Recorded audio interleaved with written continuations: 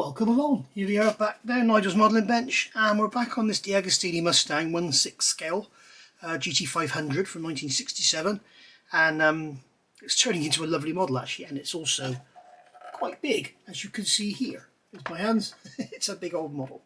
So if you remember in pack 30 we fitted that floor section. Bit 31 we've done part of the axle, and then now in 32 we're going to finish the axle off. So this will be the final video from this package of 5 that I've got, and this will be packs 32 and 33. But as usual, we'll have a look at the magazine first. So if you want to get one of these and you want to build it along, if you go to in the description below this video, click on that link. That will take you to the website where you can go and order one. It's now available in America as well. So yeah, go get yourself one and build it along. If it's a massive model, centre showpiece in your living room, whatever. If you're a Mustang fan like me, then it's for sure worth having. So in the magazine, IMSA Camel GT Challenge Series. Wow. Fox body, look at that. Beautiful, beautiful, fantastic looking race cars. Still going today, the IMSA series, and they've still got Mustangs in there doing very, very well. And then here we've got Ford developed this Mustang. Okay, so complete the GTP prototype category of the IMSA Camel GT Challenge. Alright, doesn't look much like a Mustang to me. The parts there for the build. We're actually going to be fitting the axles to the floor by the look of it. And then here, Ford's participation in Can-Am. Few motoring specialties have escaped at one time or another. The dominance of Ford cars or that of their engines. Can-Am, however, is one of those rare exceptions. They were gorgeous cars. Absolutely awesome. You can see the GT40 there. They had just one victory by the look of it. These huge wings up in the air. Absolutely gorgeous. And here's Bruce McLaren in his famous orange McLaren Can-Am car. Ford's only Can-Am victory was Dan Gurney's 1966 win at the Bridgehampton circuit at the wheel of a Lola T70 Mark II. Love it. I've got the Tamiya 112 Lola T70. In fact, my first dog was an Airedale, and she was called Lola, and she was named after the Lola T70. So there you go. Right, so in this one, we've got our pack here. So we'll get this one open as usual, and what we'll do, we'll put the magazine to one side. We'll turn the light on just like we always do. And we will cut the top off the bag and gently pull the parts out. The bag to one side. So what have we got? We've got a plastic axle part here. We have some springs and some, what are they, 32B? They're washers, so springs and washers, and then we have some PS10 screws and some DSO2 screws. Now when I saw this, straight away I thought that's die cast, so I've tapped these 4 holes in here with an M2.3 tap. So I've cut the thread in those rather than just launch the screws in. As I say on every bloody video I do, you're probably fed up with hearing it. Right, so I have to remember that not everybody has seen the previous videos, so that's why you'll find I'm repeating myself a lot, because you can sure as eggs is eggs. Somebody will say, I've just got that and the threads aren't cut, because they haven't seen me doing the thread cutting video or the videos I've done about thread cutting. So there we go. Right, so there's our washers, there's all our screws. So we're good to go. So retrieve the lower axle. So that's here. Assembly. So we have to fit the differential. Okay. In the previous, retrieve the lower rear axle. Retrieve the lower rear axle assembly 31A completed in the previous assembly session. Identify the 4 anchor points and also the 2 notches in the upper rear axle that fit over the bolts on the inside of the lower part. So we've got notches in here. You can see, so you don't get the diff upside down. This has just got holes, and this has got holes and notches. Okay, so you can't get it the wrong way around. In fact, if you try and put that in there, it won't sit in there. So that's going to sit in there like that. Fit the upper rear axle over the lower rear axle, just like so. Okay, so that's going to go over like that. And that is actually going to sandwich our differential in place. Now, if you're building one of these, I would seriously recommend, I would paint this axle, but I'm not allowed to. I cannot divert at all from the DeAgostini plan. So we're going to take 4 of our DSO2 screws. Now, we only want one at a time, Mr. Screwdriver, thank you. So I'm going to use the smaller screwdriver because we're going down into recessed holes. We'll start in the middle. So just put a couple in there.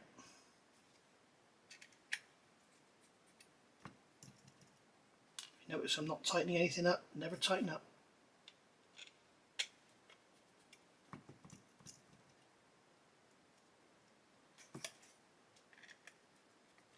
And there we go. If you want to know more about thread cutting, there is a complete video on it in my beginners series.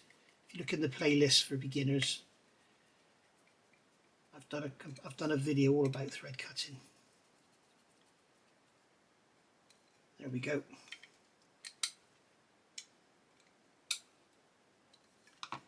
There we are, there's our axle all together in one piece.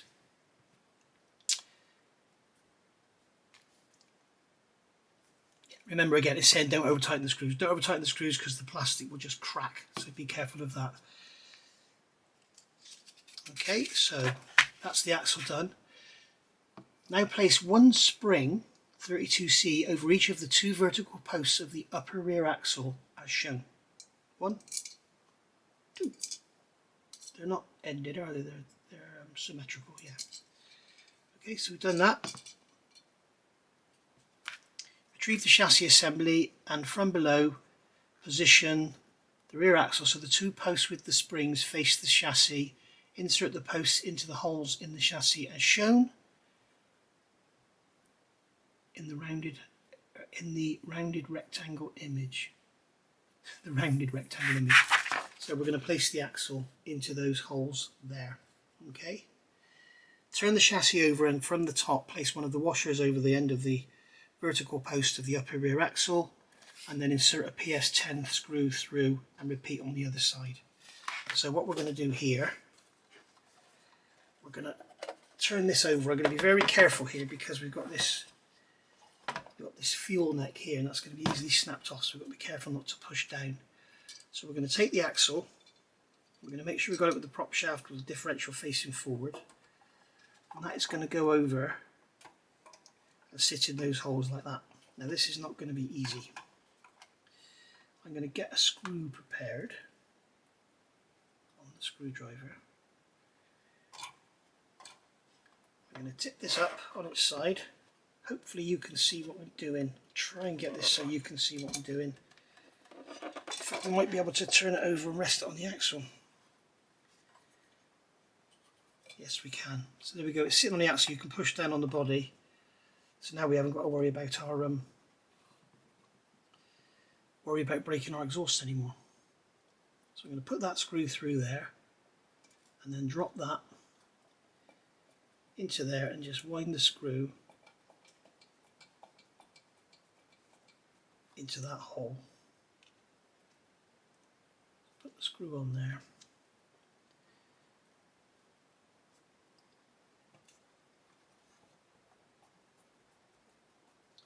Now, does it say to tighten the screws? Insert a PS10 through the washer to secure one end of the rear axle to the chassis. Repeat the same operation on the opposite side. Okay, I'm going to tighten them anyway because what's going to happen when we get some weight on it, it's going to push down on those springs anyway. So I'm going to tighten these screws so they're pulling the axle up evenly. Okay, so basically what we're doing is we're clamping these washers to the axle. We're not clamping the axle to the floor. So now you can see here we can still compress. Okay, so we have got leaf springs, but they've also given us coil springs, which is a bit strange. Maybe they discovered at some time that the leaf springs weren't man enough or something, I don't know. But basically, yeah, there we go. So that's our rear axle built up and fitted. So that is pack 32 complete.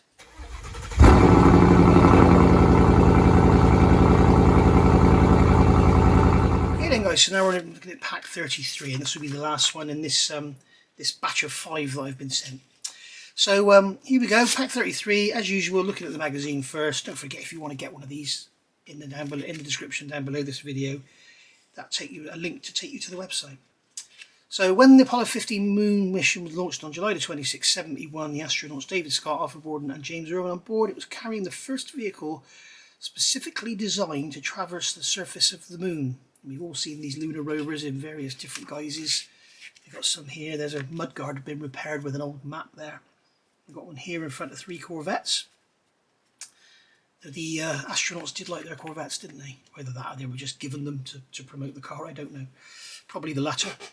And a Lunar Electric Rover being tested in Arizona. Wow. And then here talking about driving on the moon. Harsh conditions including temperatures from -200 to 150. Wow. Lots of interesting reading in these books, you know, they really are quite good. Ford GT70, the little brother, looks more like a little Lotus or something, doesn't it? Had it been built, the Ford GT70 would have given rallying the mechanical structure with which Lancia Stratos revolutionised their discipline in 1974. It would have been interesting, wouldn't it? Mid-engine car, very simplistic inside.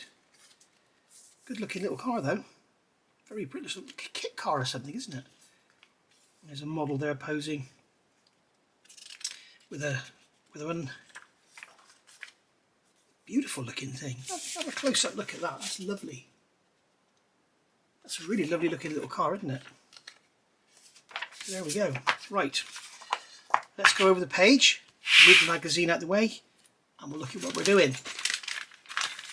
So we have pack 33, which is a leaf spring and some spring hangers and stuff. So what are we doing here? We have DS01 screws. So again, we're going to be screwing into metal, so I'm going to have to do some tapping. And the DS01s again are 2.3, so that's good. So we'll get a 2.3 tap and we'll cut some threads. There's only going to be 2 of those, so we'll do those on camera so you can see what I'm doing. I'm also going to put the light on so you can see what I'm doing. So, to start this build, place the rear end of the left rear leaf spring, the one furthest from the center hole. So this is the rear, the one furthest from the center hole. Okay, inside the rear leaf spring support, 33B. So this is 33C, this is 33B. And you can see here we've got an L in there showing it's the left. And what it's showing us here is it's going on this way. So if you've got the spring in front of you, the rear is here. This cut at this raised bit there is going to go like that. Okay.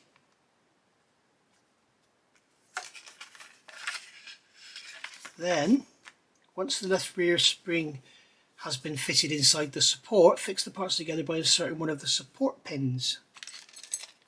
Yeah, they're in that bag there. So we'll get this bag cut open. It's metal as well. So we've got the support pin here. So we're going to push that. In fact, what we'll do is we'll push it. You've got one end which is serrated or knurled and one end is plain. If you put the plain end in first, if it's going to be tight, it might be easier to put it in here first. Then put your spring down. Okay, and then we're going to need a pair of pliers. So I'm going to grab a pair of pliers. I've got my water pump pliers here, which are dead handy for this sort of thing. Okay, and I'm going to squeeze that pin in.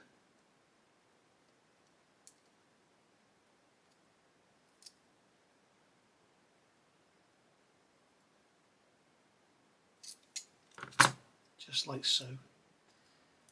So it's come out flush on that side, so if you want to push it in a bit more, I should think we can just push it in a bit just to get it even.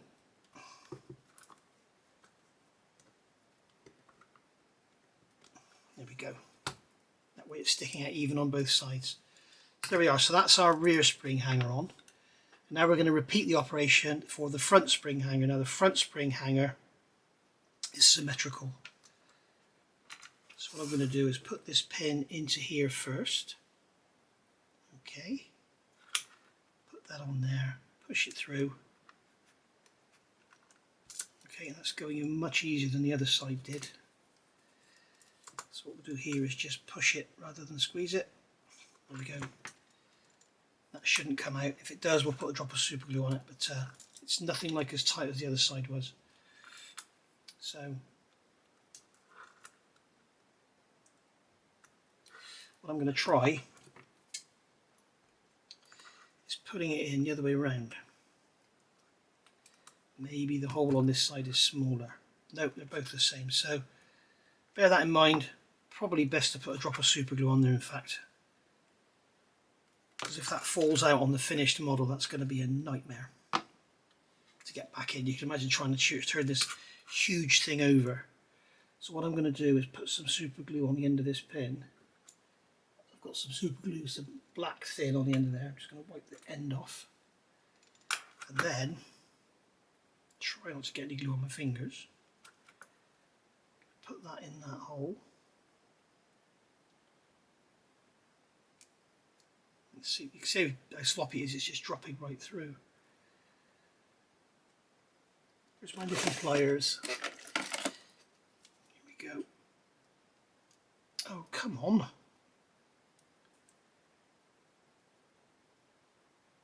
Just edge that back like that.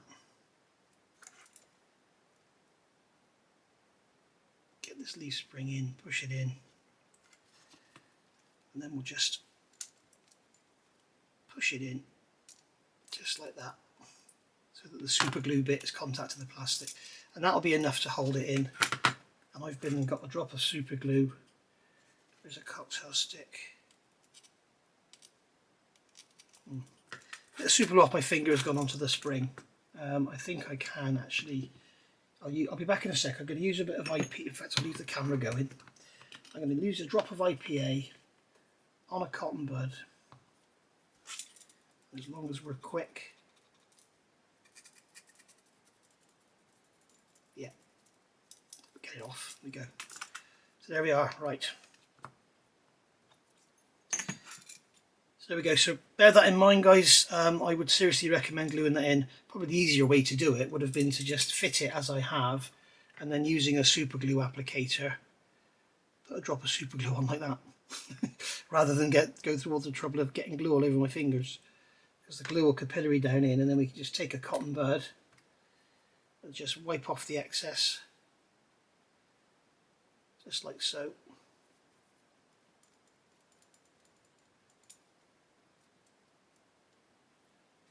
There we go, just like that. Right, so what's next? So now retrieve the chassis and from below place the leaf spring so that its central hole is over the rear axle as shown in the pictures above. Okay, where are we going to be placing the screws? Finally place the left shock absorber support place. So we've got some PSO6 and we've got some DSO1, so we're going to have to do some thread cutting again. So the black ones are the 06s,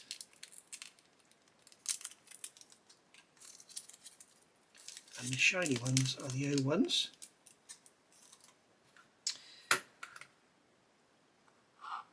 So where are we actually screwing these screws into?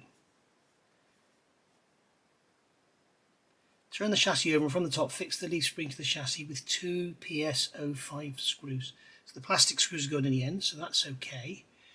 Finally place the left shock absorber support plate 33 in position, insert the pin, finish by securing the plate with 2 DSO1 screws as shown in the circular picture below.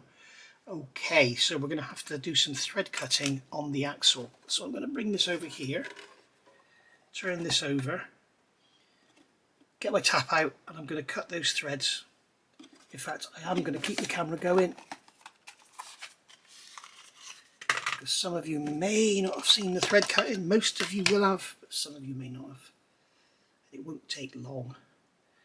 So we're doing the left one. So what I'm going to do here is go one turn forward, half a turn back, one turn forward, half a turn back. This makes it so much easier to build the model. See what I'm doing? One turn forward, half a turn back. And that breaks up the chips that you're cutting, rather than making great long spirals of swarf that will jam the tap wrench in there.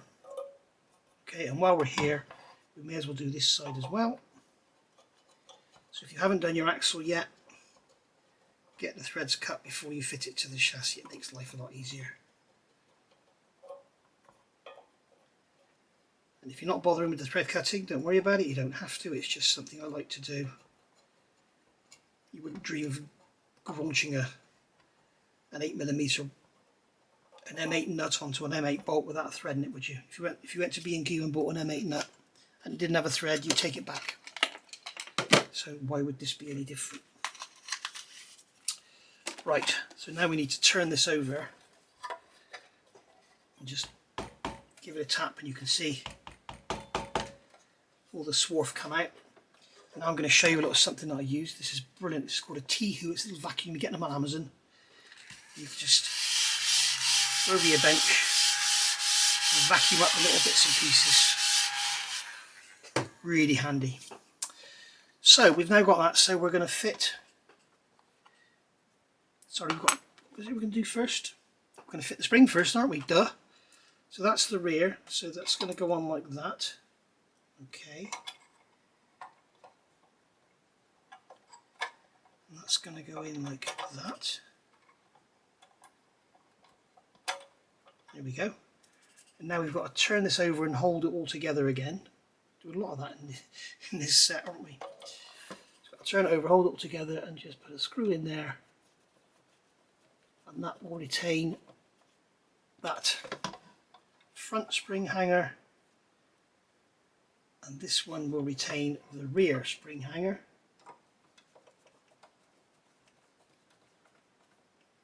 There we go. And then we've got to take this plate here and we've got to fit it. This is the left, and we've got to fit it with the shock absorber facing inwards. So we've got that pin is going to go into that hole, and then this is going to come down over the spring hanger, or the U-bolts. We're going to put a screw in.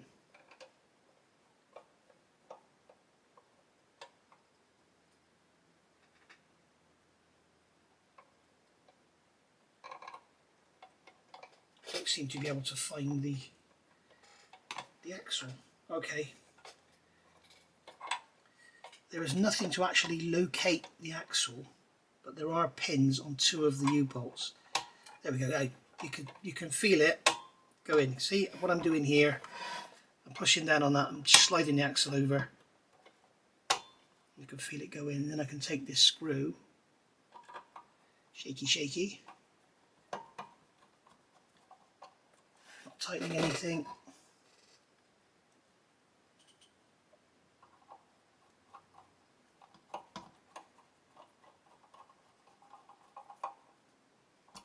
It's gone in there. It's gone in there. Just give them a little nip.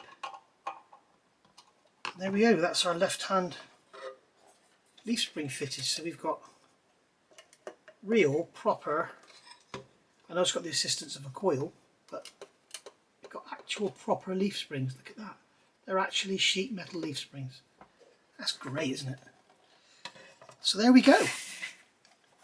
So that's pack 33 complete. So you can see now we've got our axle, we've got our exhaust. It's all starting to come together, isn't it, nicely? So no doubt pack 34 is going to be the right leaf spring. And then we'll probably go on extending this flooring in sections. I'm guessing if they'd made the floor in one piece, you would need a suitcase to send it in. So there we go. I don't know how the body's going to come, blimey. I reckon the body might be made up in stages, but no, they can't because the roof's one piece. But anyway, yeah, we've definitely got a speaker going in there. So it's going to imitate V8 sounds. It's not going to be very deep, is it? Anyway, thank you for watching. I'll see you all soon. It's going to be around about another 4 or 5 weeks before we get another one of these, because they send them in packs of 5. So I'll see you then for that one. Thank you for watching. Bye for now.